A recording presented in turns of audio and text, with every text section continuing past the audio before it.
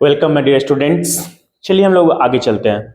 हम लोग स्टैटिक्स कर रहे थे क्लास 9 का, और हम स्टैटिक्स का पूरा इंट्रो और मीन कर चुके हैं।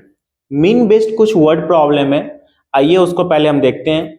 उसके बाद हम लोग मेडियन करेंगे, फिर मोड करेंगे। ये छोटा छोटा टॉपिक है। उसके बाद ग्राफ, तो वो नेक्स्ट वीडियो में करेंगे। आज हम मीन का वर्ड प्रॉब्लम, मेडियन और मोड, इसको अच्छी तरह से रिकॉल करेंगे। आइए देखते हैं। तो जो हमारा क्लास 9th है, इसमें जो हमारा मीन था, तो मीन का वर्ड प्रॉब्लम, आइए कुछ इस टाइप का क्वेश्चन। जैसे मान लीजिए एक क्वेश्चन आपके पास है, the mean of 50 observation is 30। The mean of 50 observation is 30 and each observation is increased by 3। ठीक है ना? Then find the new mean. Then find the new mean. देखिए इसका एक, ये जब भी पूछेगा तो मतलब मोस्टली एमसीक्यू में पूछता है। अगर आपको इसमें एमसीक्यू में अगर ये क्वेश्चन आता है तो बहुत सिंपल सा एक ट्रिक भी है, एक फॉर्मूला कह सकते हैं कि किसी भी ऑब्जर्वेशन का, मान लीजिए किसी भी ऑब्जर्वेशन का, चाहे जितना भी हो, x1 x2, कितना भी ऑब्जर्वेशन क्यों ना हो, अगर इसका मीन अगर सपोज x डैश है, और अगर ईच ऑब्जर्वेशन में अगर आप पी ऐड करें, मतलब x1 plus P, x2 plus P, x3 plus P, इस तरह अगर सब में पी ऐड करेंगे तो न्यू मीन जो आपका होगा, न्यू मीन जो होगा आपका, वो x डैश प्लस पी होगा। एक सिंपल है। इसे भी हमने क्वेश्चन बोला कि the mean of 50 observation is 30 and each observation is increased by 3, then find the new mean. Simple है। 50 ऑब्जर्वेशन है, उसका मीन कितना है? 30 है, मतलब x डैश का वैल्यू 30 है। कितना ऑब्जर्वेशन है उससे हमको मतलब नहीं है, और कितना इंक्रीज किया गया? 3, मतलब p का वैल्यू 3 है। तो न्यू मीन जो होगा, सिंपल है, न्यू मीन जो होगा वो x डैश प्लस पी होगा। That means 30 plus 3, that means 33। Simple. अब इसको लॉन्ग प्रोसेस से भी कर सकते हैं। अगर ये मान लीजिए सब्जेक्टिव में आता है तो how to solve this question, आइए उसको हम देखते हैं। तो हम, मेरा जो क्वेश्चन था वो था सम, कितने ऑब्जर्वेशन थे? 50 ऑब्जर्वेशन। तो द मीन ऑफ 50 ऑब्जर्वेशन, तो लेट कर लेंगे, let 50 observations are x1 x2 x3 dot dot dot dot dot dot x50। Okay, तो mean is equal to formula sum of all observation by number of all observation. Mean कितना दिया हुआ था? 30 दिया हुआ था। तो x1 plus x2 plus dot dot dot dot dot x50 by 50, cross multiply करेंगे तो x1 plus x2 plus dot dot dot dot dot x50 is equal to आ जाएगा 1500। ओके, अब क्या कह रहा था? each observation is increased by 3, each observation is increased by 3। now 50 observations are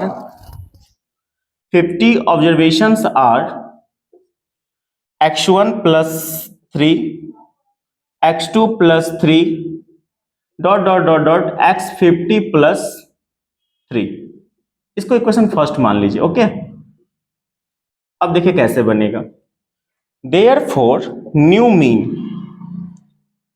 some of all observations x1 plus 3, x2 plus 3, similarly ये चला जाएगा x50 प्लस 3 बाय नीचे में 50। नंबर ऑफ ऑब्जर्वेशन तो उतना ही रहेगा। अगर इसको आप ऐड करते हैं तो x1 x2 जितने भी वेरिएबल है सारे पार्ट को एक जगह कर लीजिए, और 3 को एक जगह कर लीजिए। कितना 3 है? 1 3 2 3 53 है। तो 53 है तो उसको ऐड करेंगे तो 53 जाए कितना? 150। दैट मीन्स ये 150 आएगा, और नीचे कितना? 50। इसका आपने इक्वेशन फर्स्ट निकाला, इसका वैल्यू 1500। तो 1500 प्लस 150 बाय 50, इसको ऐड कीजिए तो 1650 कैंसिल, 5 3 जा 15, 5 3 जा 15, दैट मीन्स आंसर। तो ये इसका लॉन्ग प्रोसेस है। अगर शॉर्ट में आता है तो ये प्लस है। इसी तरह सिमिलरली अगर कहेगा कि mean of 50 observation is 30 and each observation is decreased by 3, then find the new mean. तो then new mean is x dash minus p। Simple. अगर प्लस का रहेगा इंक्रीज तो x डैश प्लस p, अगर decrease रहेगा तो minus p। अगर कहेगा कि each observation is multiplied by 3, तो न्यू मीन जो होगा वो आपका होगा x डैश इंटू p। अगर कहेगा each observation is divided by 3, तो आपका जो न्यू मीन होगा वो होगा x डैश बाय p। ये एक ट्रिक है और इसका एक लॉन्ग प्रोसेस है, आप इसको बना सकते हैं। ओके, अब आइए आगे देखते हैं। इसको आप नोट कर लीजिए। ओके, आइए अब इसको आगे देखते हैं। इसके बाद हमारा जो है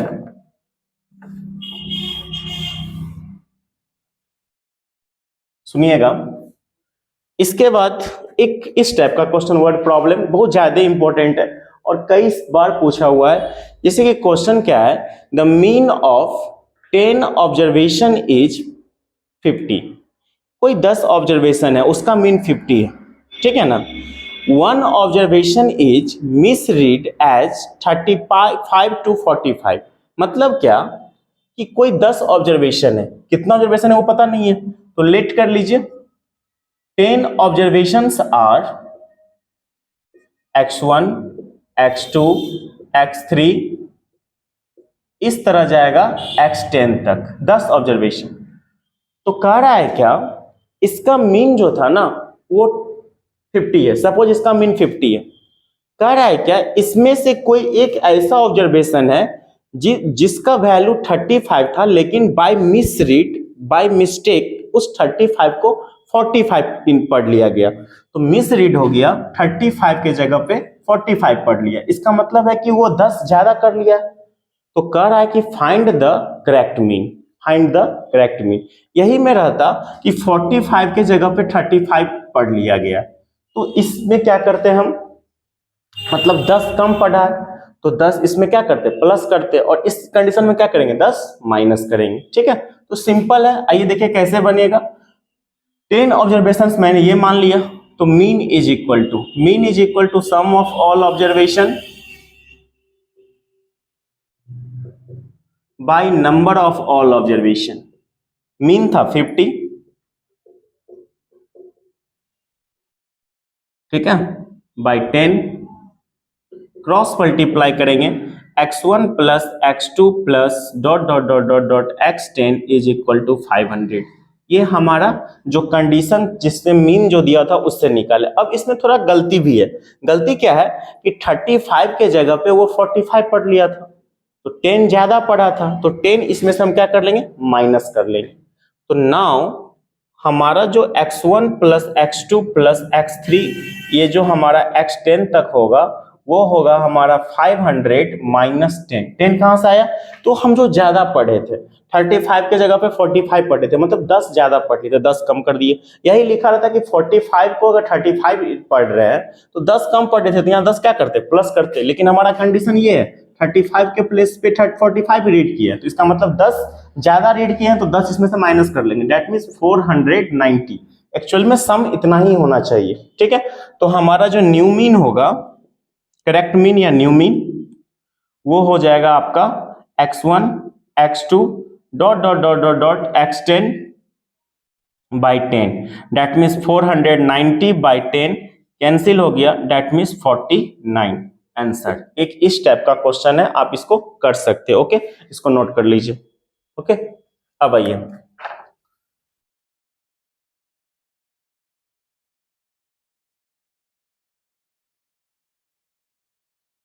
ठीक है, नेक्स्ट टाइप का क्वेश्चन। एक इस टाइप का वर्ड प्रॉब्लम बहुत ज्यादा इंपॉर्टेंट है। क्या बोलेगा, क्या कि the mean age of 10 persons is, suppose बोल दिया 35। कोई 10 पर्सन है, उसका मीन एज वो जो है ना, मीन मतलब एवरेज उसका एज जो है वो 35 ईयर्स।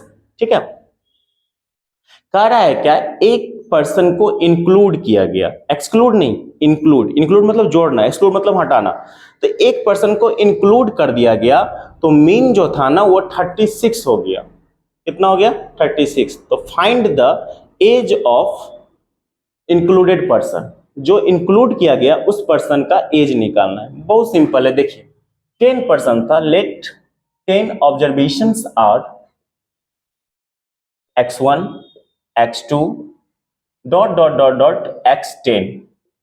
तो मीन कितना, mean is equal to sum of all observations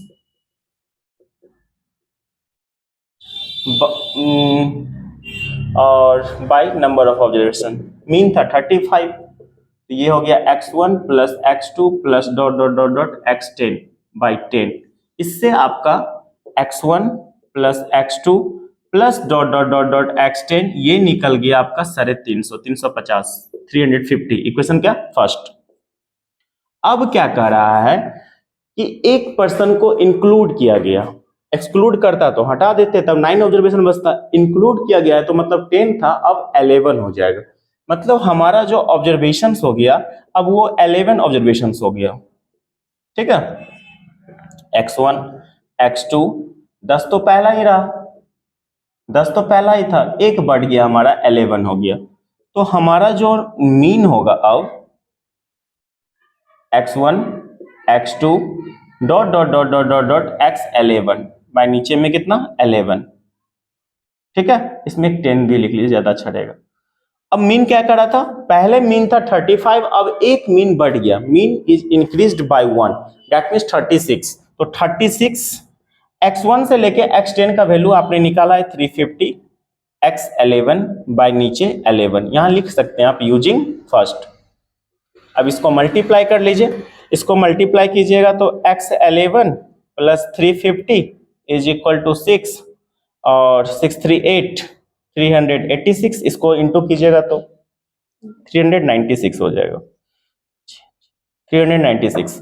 तो आपका जो 11th पर्सन होगा उसका जो एज होगा उधर जाएगा, माइनस हो जाएगा 0, 9 में से 5 गया 46 ईयर्स। मतलब जो इंक्लूड किया गया पर्सन उसका जो एज होगा वो 46 ईयर्स होगा। इस तरह हम लोग मीन का वर्ड प्रॉब्लम कवर कर सकते हैं, इसको आप नोट कर सकते हैं, इट इज वेरी इंपॉर्टेंट। अब आइए आगे देखते हैं, अब जो हमारा है ना वो है मीडियन और मोड, आइए उसको हम लोग देखते हैं। ठीक है, सुनिएगा, मीडियन और मोड। मीडियन क्या होता है सुनिएगा, मीडियन का मतलब होता है मिड वैल्यू। मीडियन दोनों का होता है, अनग्रुप डाटा का भी और ग्रुप डाटा का भी। बट ग्रुप डाटा का मीडियन क्लास 9th में नहीं करना है, सिर्फ और सिर्फ अनग्रुप डाटा का करना है। तो मीडियन के लिए क्या होता है इसका पहले स्टेप्स देख लीजिए। जो भी ऑब्जर्वेशंस होगा आपके पास, पहला स्टेप क्या है, या तो असेंडिंग या तो फिर डिसेंडिंग, ये आपके ऊपर डिपेंड करता है। उसको असेंडिंग ऑर्डर में या डिसेंडिंग ऑर्डर में अरेंज करना है, जो आपका डाटा दिया रहेगा। ठीक है, उसके बाद दूसरा स्टेप है काउंट करना है कि एन क्या है। एन या तो आपका इवन नंबर में आएगा, यानी जो ऑब्जर्वेशन होगा आपका आप उसको काउंट कीजिएगा, या तो वो इवन नंबर में आएगा या तो ऑड नंबर में आएगा। ठीक है, थर्ड स्टेप, उसके बाद आपको फॉर्मूला यूज करना होगा। इवन का फॉर्मूला अलग होता है, फॉर इवन, इवन का फॉर्मूला अलग होता है, इसको आप नोट कर सकते हैं।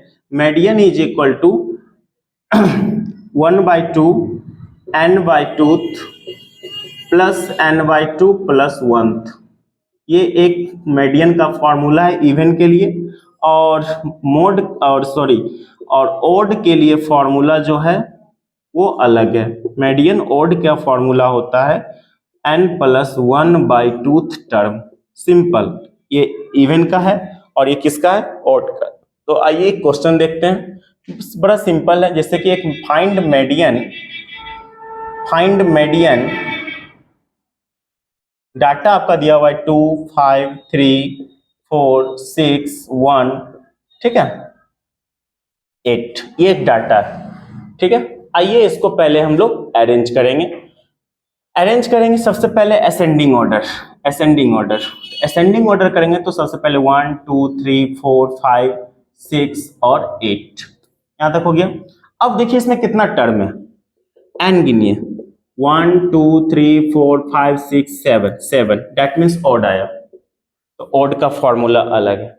तो आपका तो median, therefore median is equal to n+1/2 term, n+1 7+1/2 that means 8/2 that means fourth. अब काउंट कीजिए फोर्थ प्लेस पे क्या आया, 1 2 3 4, फोर्थ प्लेस पे 4 ही है।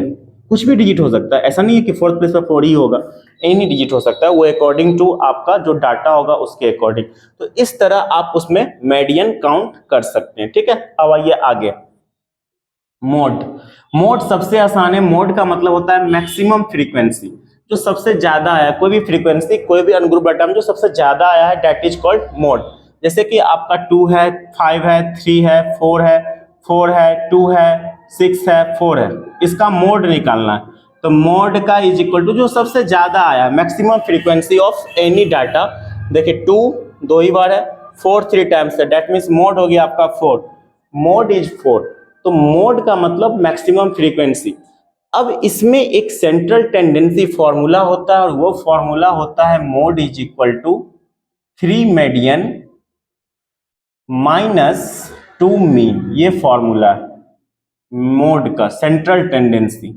अब सपोज इसी में कहता क्या है, एक ऐसा क्वेश्चन दे दिया 2 2 3 3 4 4 5 5, अब इसका मोड निकालना है।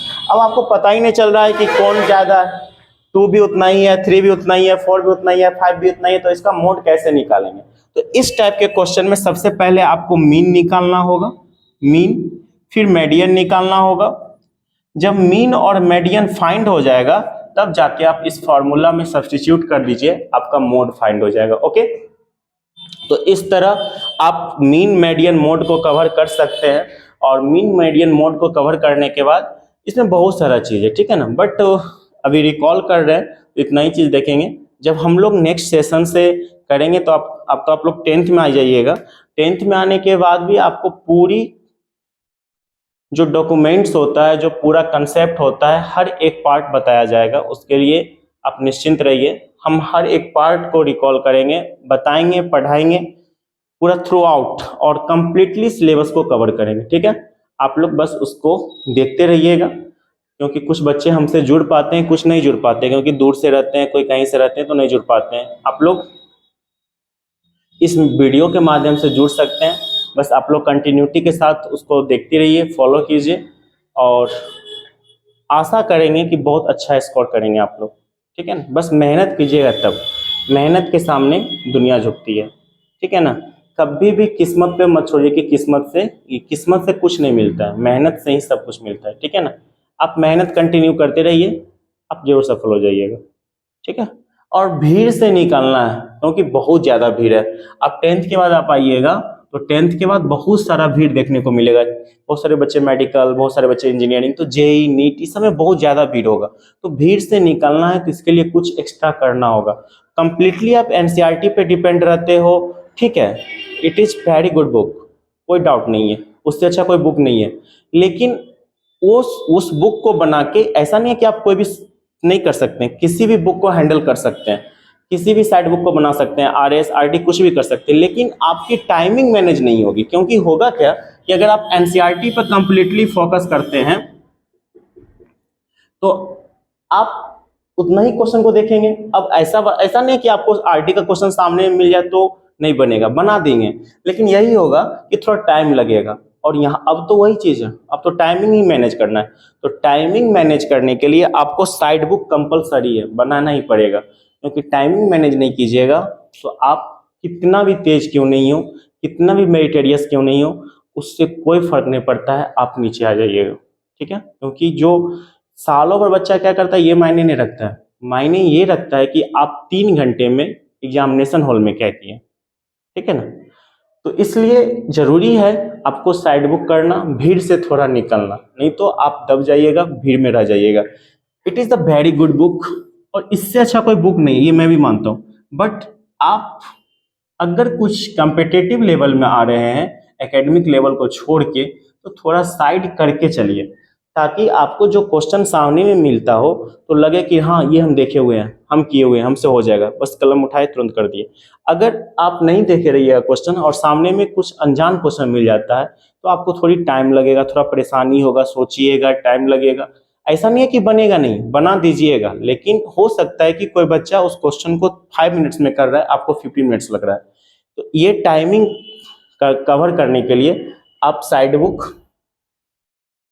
मेरे हिसाब से अगर चलते हैं तो it is the best book R T. Sharma, क्योंकि इसमें आपको एनसीईआरटी एग्जाम्पलर और सारा जो भी इसका क्वेश्चन है सब आपको पार्ट बाय पार्ट मिल जाएगा। ठीक है, तो आप लोग मेहनत कीजिए, नेक्स्ट सेशन से हम करेंगे आएंगे, तो आप लोग कंटिन्यूटी के साथ इसको देखते रहिए और मेहनत कीजिए। ठीक है, thank you so much. Please like share subscribe जरूर कर दीजिएगा। ठीक है, थैंक यू सो मच।